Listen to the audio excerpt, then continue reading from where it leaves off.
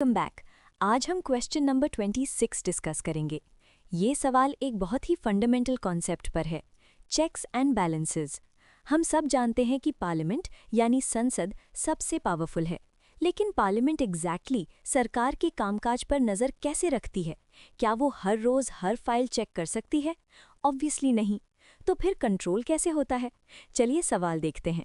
Question 26 asks, in what way does the Indian Parliament exercise control over the administration? भारतीय संसद प्रशासन पर नियंत्रण कैसे रखती है? A. Through parliamentary committees. B. Through consultative committees in various ministries. C. By making the administrators send periodic reports. D. By compelling the executive to issue writs. इसका logic समझने के लिए टाइम और एक्सपर्टीज को समझना ज़रूरी है।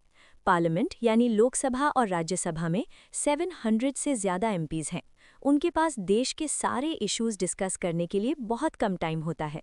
वो हर मिनिस्ट्री की डिमांड, हर बिल की टेक्निकलिटी और हर रुपए का हिसाब हाउस के फ्लोर पर बैठकर नहीं कर सकते।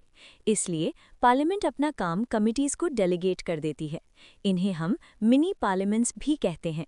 जैसे public accounts committee (PAC) check करती है कि सरकार ने पैसा सही जगह खर्च किया या नहीं।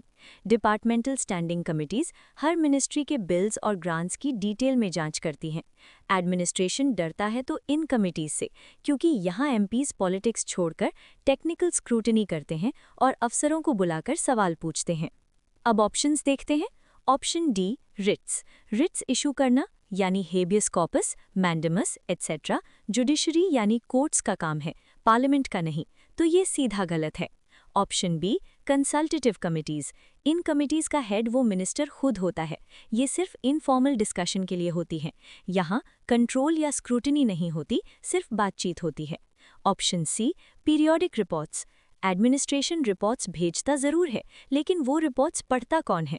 वो रिपोर्ट्स पार्लियामेंट्री कमिटीज़ ही स्क्रूटनाइज करती हैं, तो ये प्रोसेस का एक हिस्सा है, पूरा तरीका नहीं। Option A, through parliamentary committees. जी हाँ, यही है पार्लियामेंट का सबसे इफेक्टिव टूल। फाइनेंशियल कमिटीज़ और डिपार्टमेंटल स्टैंडिंग कमिटीज़ के थ्रू ही पार्लियामेंट एडमिनिस्ट्रेशन को अकाउंटेबल यानी जवाबदेह बनाती है।